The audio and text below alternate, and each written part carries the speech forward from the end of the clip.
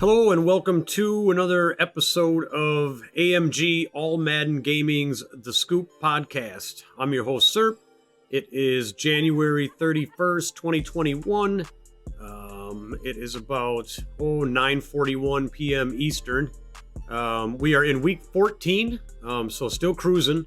I can't remember exactly what week we were in the last time I recorded it, but it definitely was been a few weeks already, so we're flying. I mean, we've got 4 more weeks of regular season AMG football, and we're in the playoffs, so cruising right along. I think a lot of the teams, we definitely got some breakaways now. I mean, you can see, at the beginning when I did the podcast, everybody was kind of head to head. Nobody had really broken away from the pack yet, except for a few players and a few teams. And now the lines are clearly defined as to who has been doing very well, who is kind of in the middle, and who is not been doing well at all regarding teams and players. So I'm going to bring us down to the action here. We're going to obviously start out with the standings, which I like to do, and then some of the statistics, statistical leaders. I also like to go over the injuries, especially getting close to the playoffs. I mean, you get an injury now, and if it's anything beyond a shoulder hurt or something like that, you're probably out for the rest of the season. That's it. You're done. I mean, 5 weeks, 6 weeks. I mean, you're what are you going to do? So those get even more interesting now. And then also I have another trade. I really like the trade segment because it really breaks down and lets people know where players are now. Some of them are kind of funny, because you wouldn't think that player would be on that team. And then also, I'm going to be looking at where we are as far as the yearly awards are now. Offensive rookies of the year, defensive rookie of the year, offensive player of the year, etc., and on and on. And there's some really tight races for some of them. So those are pretty actually interesting. I was looking at those the other day. And so anyway, let's go into the standings. And we'll start with the AFC, going right down the left side again, as I always do. And as I said last podcast, if we look at the AFC East, I like to toot my own horn. You know what I'm saying? New England Patriots were on top for quite some time. Practically, to tell you the truth, the entire season, up until a week or two ago, the Patriots were on top. And I said, the Jets are coming. The Jets are coming. They're going to overtake the Patriots, and they're going to make the playoffs and take that division. And lo and behold, 8-4 for the New York Jets, 7-5 for the Patriots. Patriots are still playing well. I mean, don't get me wrong. Do I think they're going to get a wild card? I don't think so in the AFC. The wild cards are, we're looking at, let's see here. The Patriots, they're still in there a little bit barely, but I don't see them holding on with 7. They've got to win. They've got to win some more games. I'd have to look at their schedule, but, I would say, maybe the Steelers get a wild card for sure. Oh, man. Steelers and the Chargers, I think, would be the wild cards. There's actually, there's 3 of them, so maybe. All right, maybe. Steelers, Chargers, maybe Patriots. I forgot there's 3 wild cards now. So, okay. But the Jets are going to win it. Jets 8-4, Patriots 7-5. Dolphins and Bills are here to give dubs away. Denver Broncos 10-2, AFC West. Denver Broncos 10-2. They've got that locked in. They're playing phenomenal. They're actually number 4 in the power rankings. Chargers, the Chiefs, I think they're out at this point. They're doing well. I mean, they're not doing bad. They're at 500 right now, and maybe they end, above 500. But I'd say the Chargers, the Broncos have it. The Chargers get in on a wild card, and the Raiders are sitting with the Dolphins and the Bills at the little table on Thanksgiving. But there's a lot of season left, so not to knock them out. You got some younger talent, some faster athletic guys. Get them developed, make some trades, get some free agents in the off season, draft some good drafts, and you're not out of it next season. Baltimore Ravens 10-2, they've got that locked in. The Steelers will get a wild card at 8-4. The Bengals 7-5, Browns 6-6. Now, remember, we still got 14, 15, 16. We still got 4 games of football left, so nobody's all the way out except for, any of these teams that have 7 wins even 6 wins. If you got 6 wins, I would say, don't give up hope. Fight the good fight, but you got to win all 4 games. Absolutely. If you lose a game, just, you know what I mean, start tanking. No, don't do that. Don't do that. So Baltimore Ravens, Steelers got that, and then Bengals 7-5, Browns. So the AFC North is actually one of the better divisions. I would say the AFC North is probably, from looking at it, see, I got a 10, an 8, a 7, and a 6. Yeah, the AFC North is, if I had to say, the best division in AFC. Now, I'm not looking at their schedule. I'm not taking into consideration their strength of schedule or anything like that.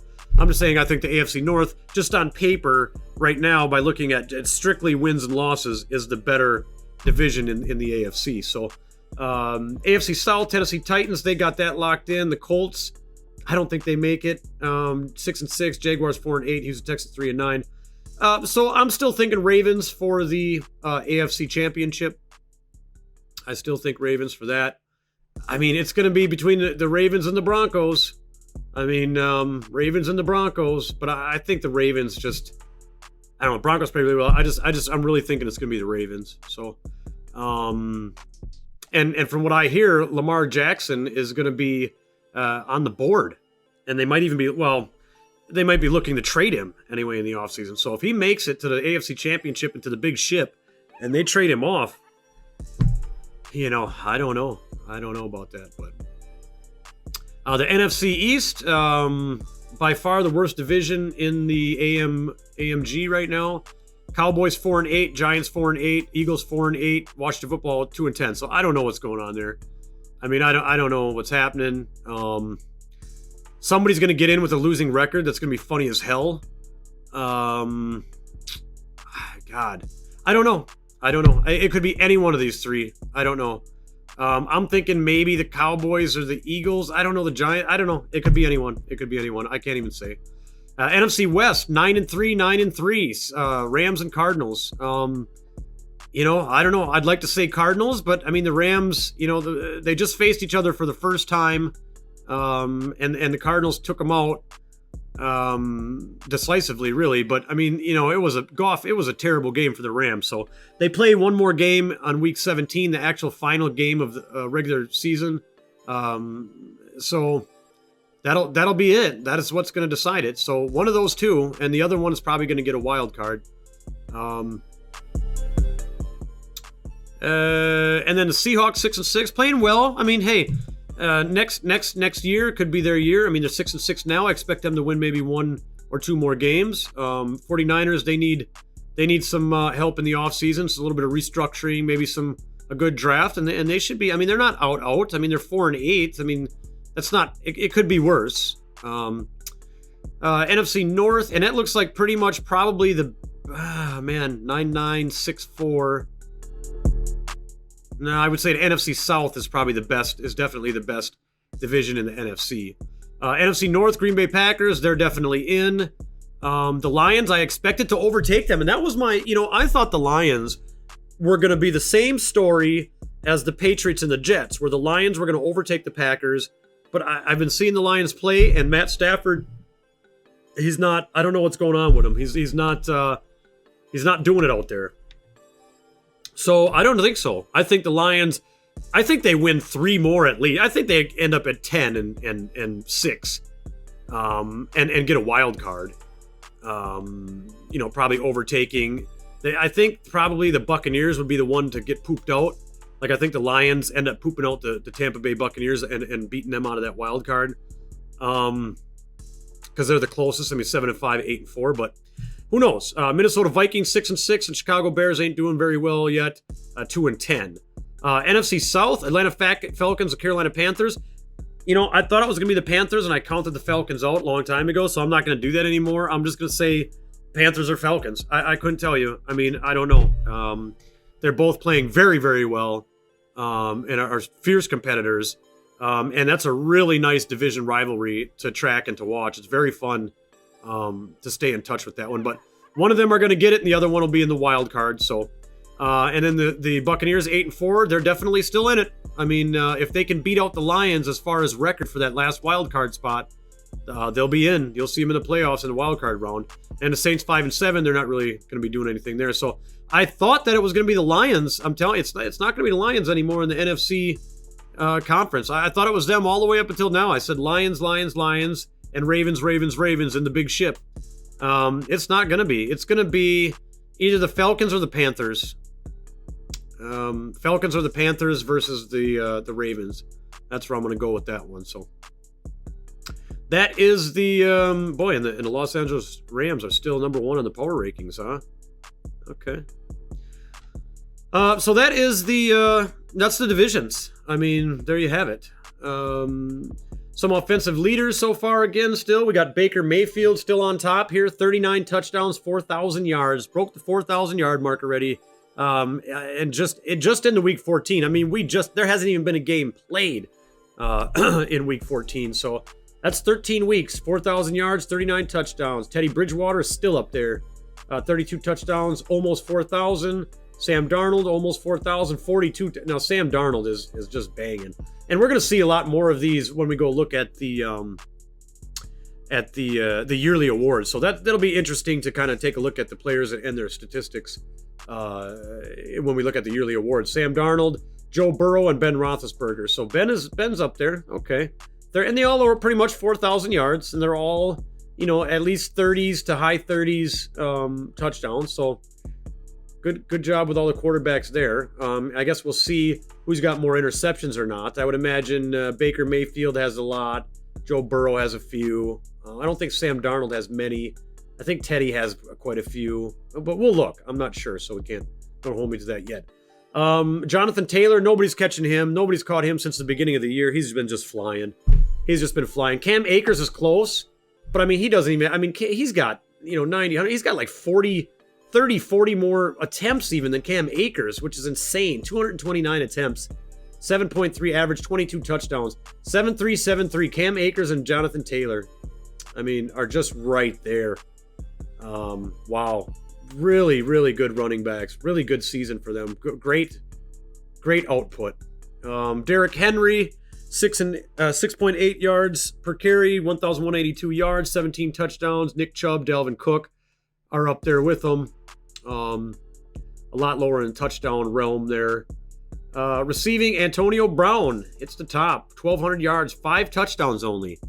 So he's a go-getter. He's going to get the yards, but they're finishing off with other people because he's only got 5 of them TDs. Will Fuller up there now, 13 touchdowns, 1,200 yards. Rashad Perryman, we talked about him and the trade from the Jets to the Saints. Saints, right? Yeah, let me see here.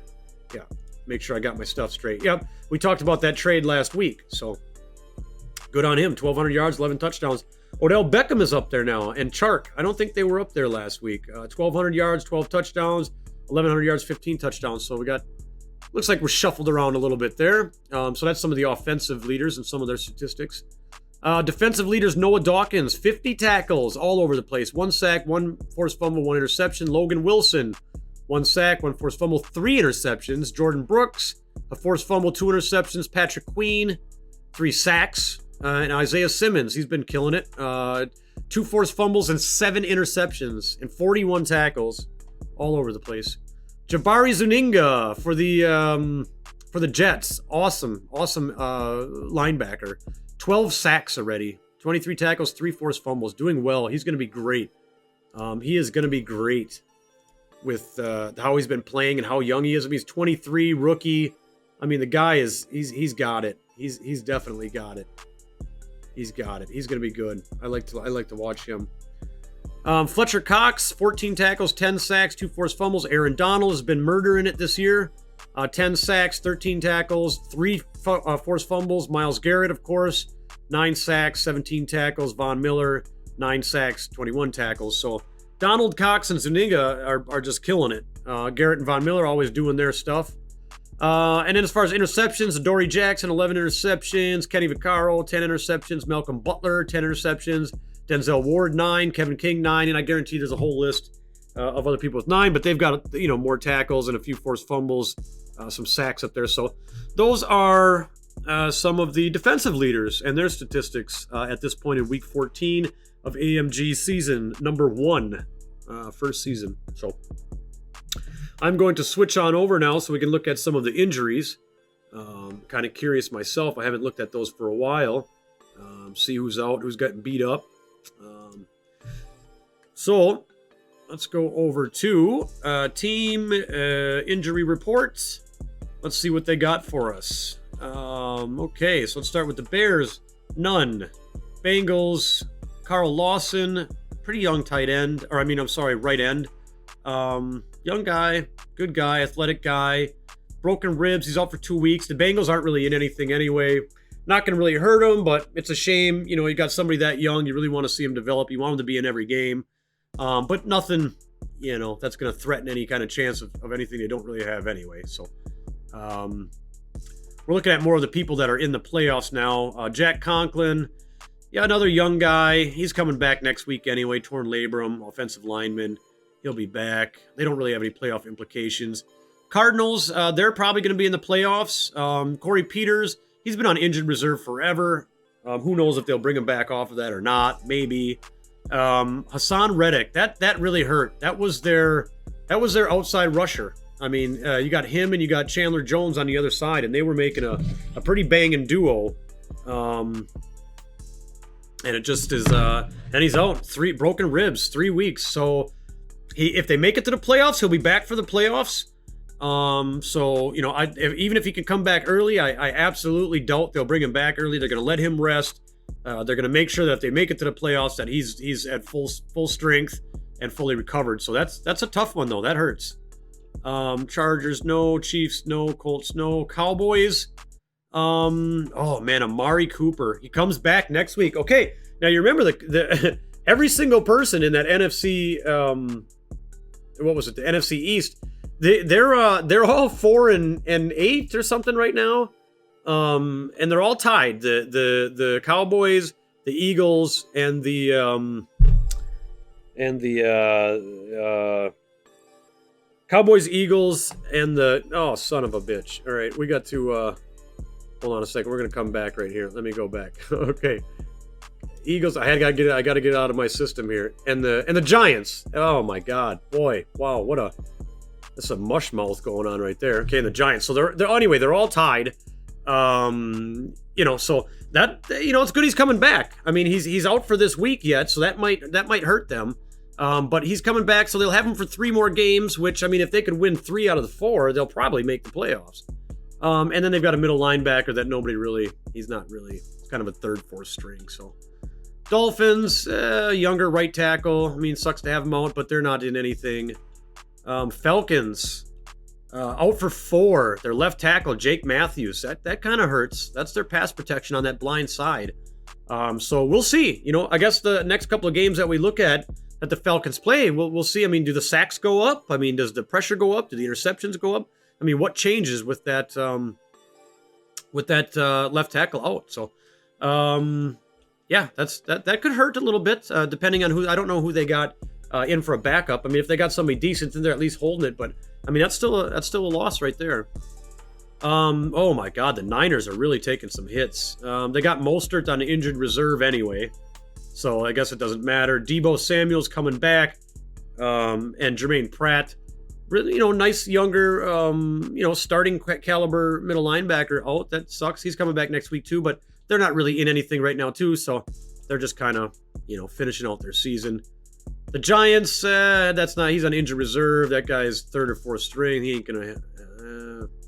Franklin Myers, nice, another good left end, really good end for the Jets. He's out, torn labrum. He comes back next week, so nothing to really talk about there. He's coming back. He's actually a nice piece to their puzzle. I mean, nice, young, solid power rusher. So, Lions, no. Packers, no. Panthers, no. Patriots, no. Raiders, no. Rams, Ravens, football team, Saints. Eric McCoy, they're not really in anything anyway. But that is a very nice center, especially at that age, 23 years old, and he's already, definitely upper starting caliber for offensive line, and he's out for 2. But they're not really in anything anyway, so nothing really going on there. Okay, so that is the injuries. So we are going to go into the trade talk segment.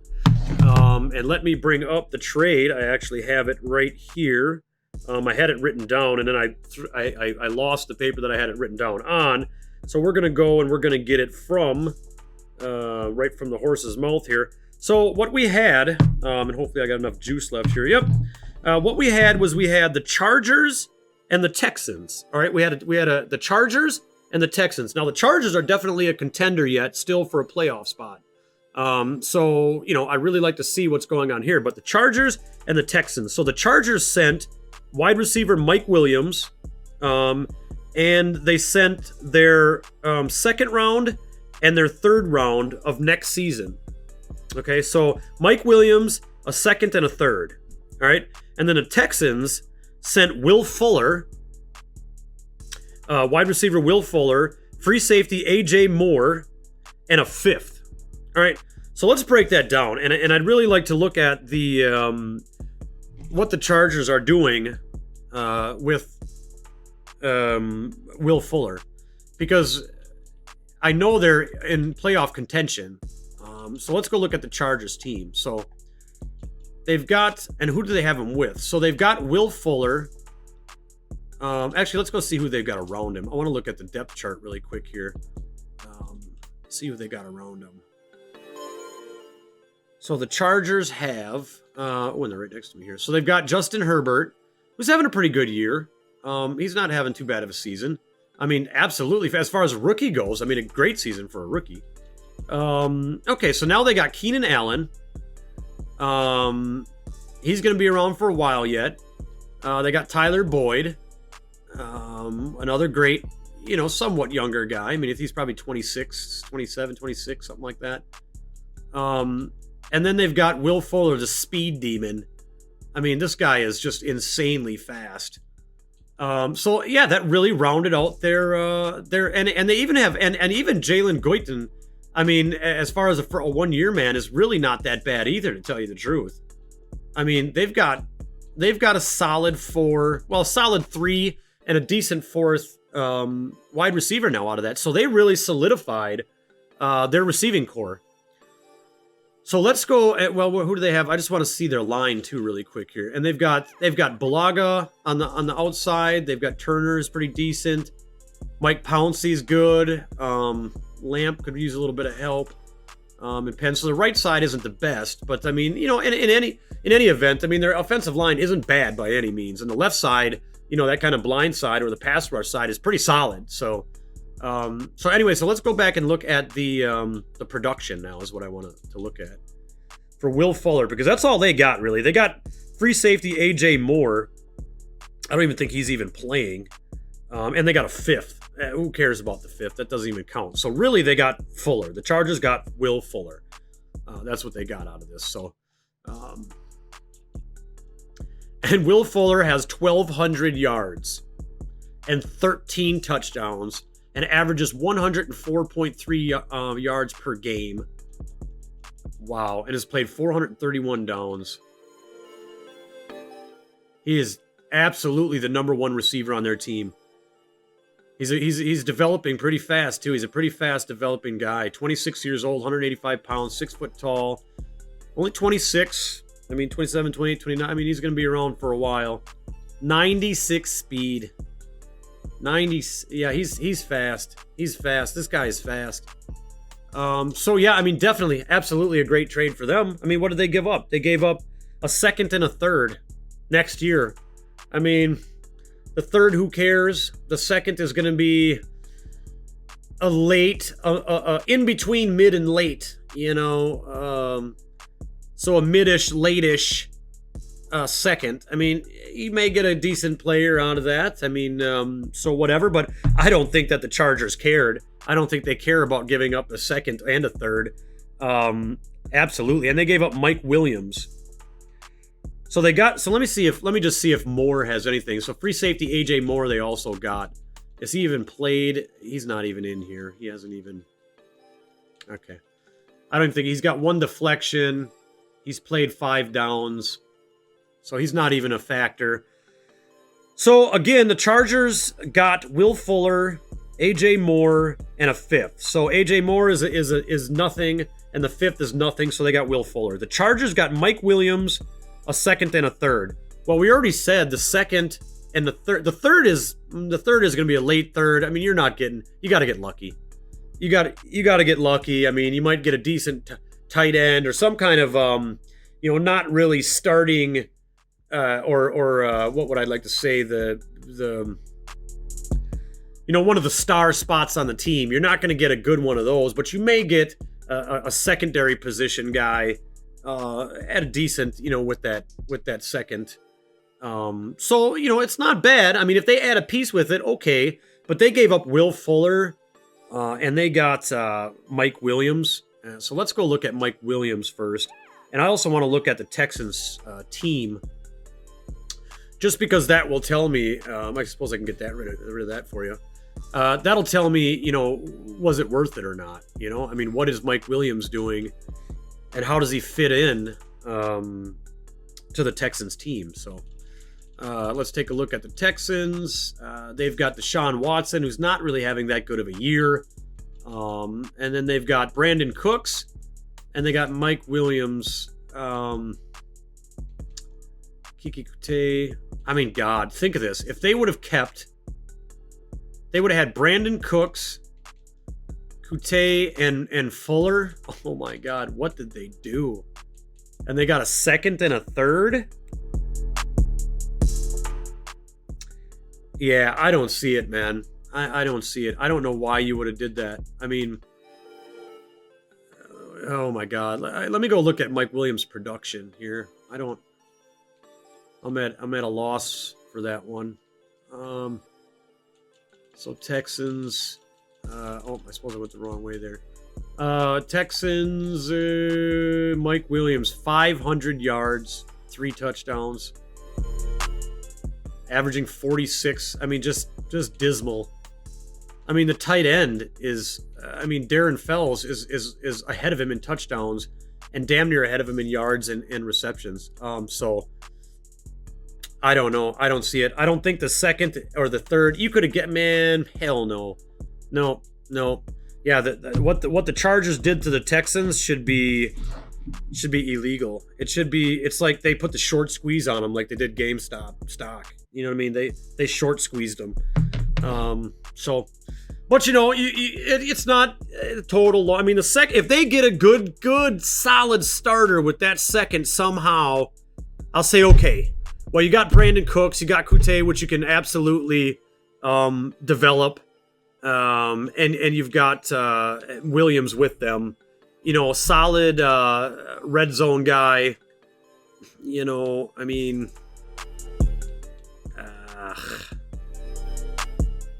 Yeah. Well, hopefully they work on him. I mean, they can work on Mike Williams, they can get him, but I mean, no way the athleticism and the speed of Fuller matches anything that Mike Williams could give you. So, I mean, that's really not too long a one, because it's easy for me to tell you that the Chargers beat up the Texans absolutely on that trade. But, that's the way the ball bounces.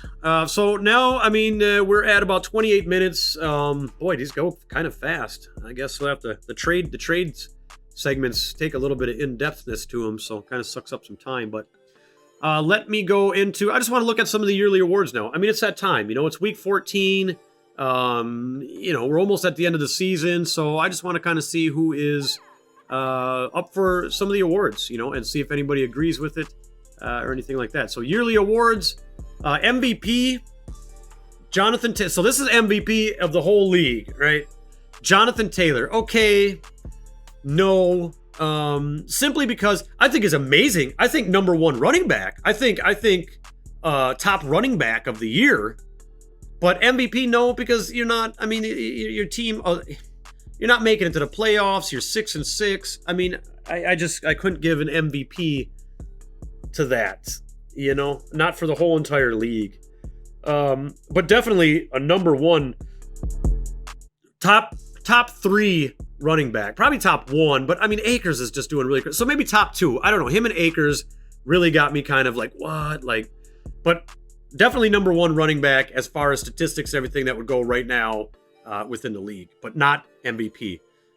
Lamar Jackson, yeah, I could see that. I mean, he's leading the Ravens to absolutely probably the AFC conference championship. So absolutely, I could see Lamar Jackson being up there for number one. Cam Akers, yeah, because, I mean, maybe not number three, but yeah, because their team they're definitely going to the playoffs, and he's the reason why.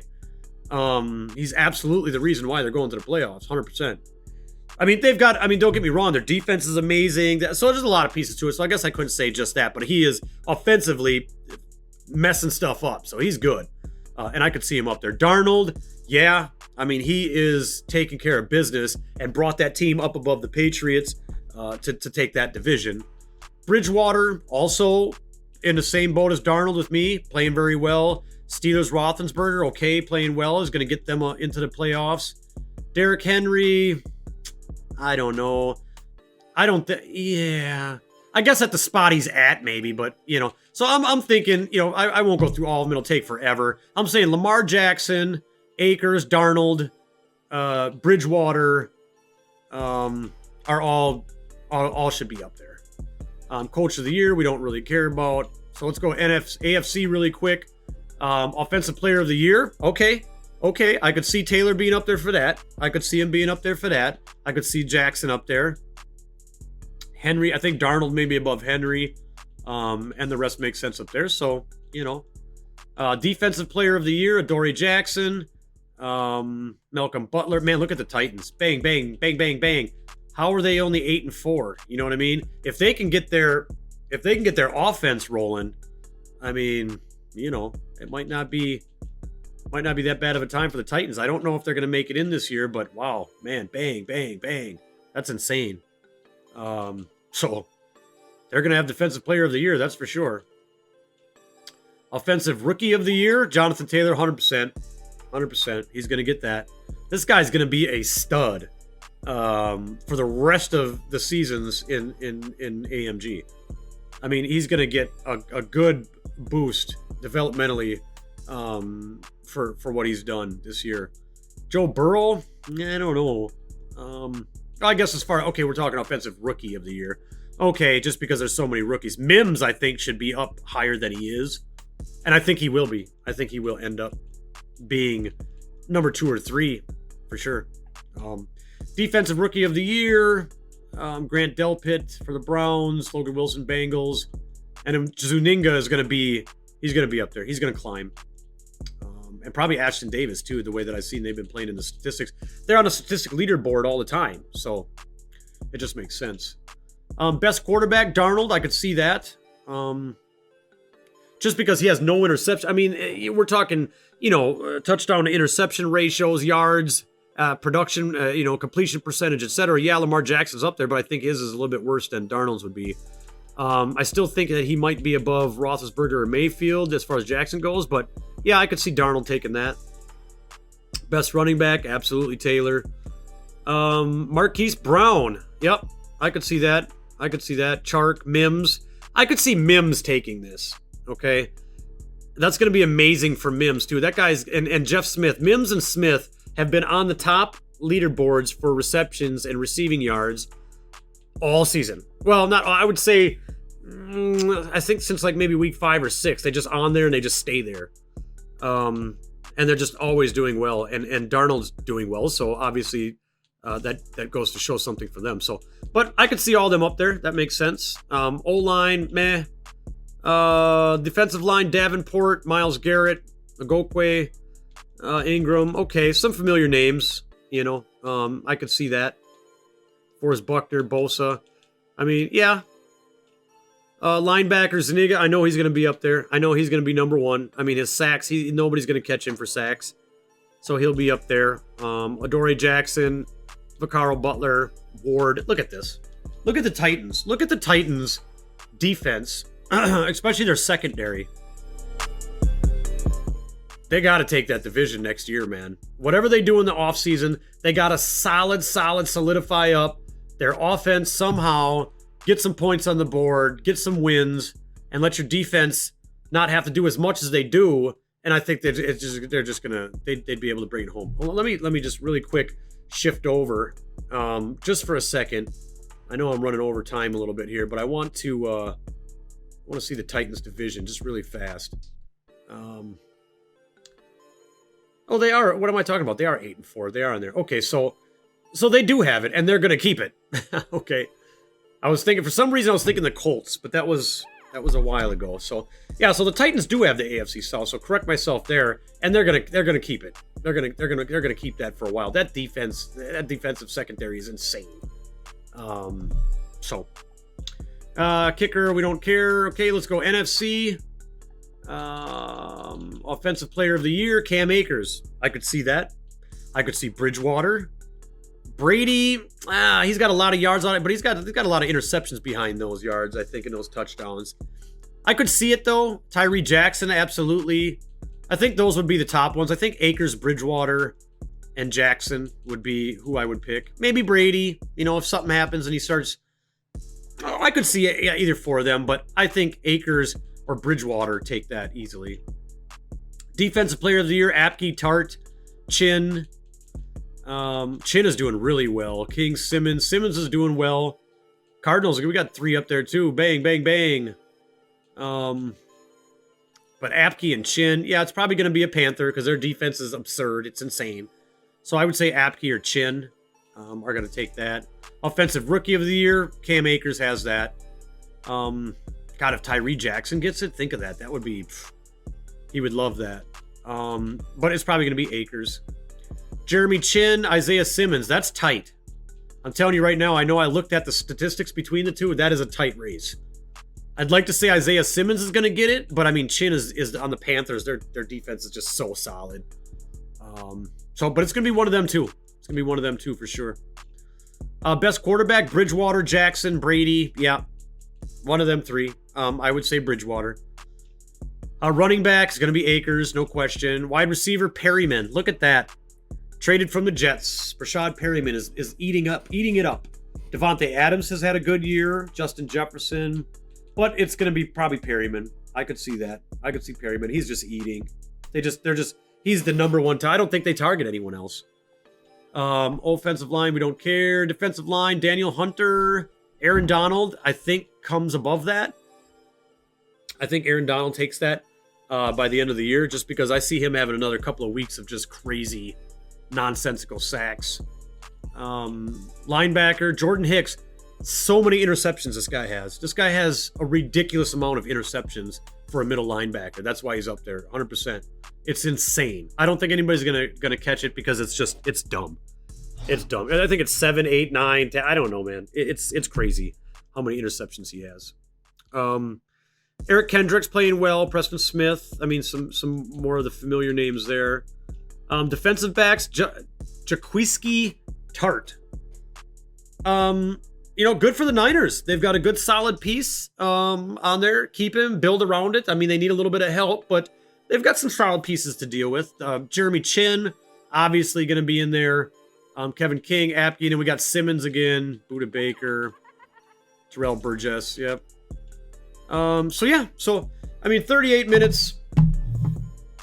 If you do have a trade that you would like for me to go over on Trade Talk that I haven't done yet, I did the Saints, Marcus Davenport to the Ravens. I did Rashad Perryman, and then we also did the Will Fuller and Mike Williams trade today.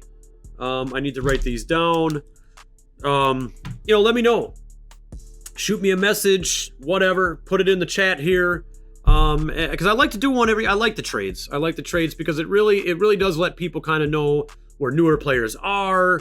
It kind of gets used to them hearing that player in that uniform and on that team, and so that way when you hear stuff about that player, you can associate it with the correct team where they are. And I also like to see how the teams are trading. Are they trading well? Are they trading? Are they not very smart with their trades? I mean, just this one right here. Like I said, I don't think Fuller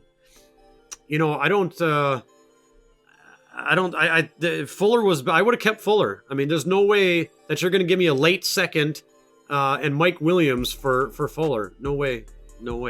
So That has been my time. This has been AMG's The Scoop podcast with your host Serp, and thank you for listening and or watching, and we'll talk at you later.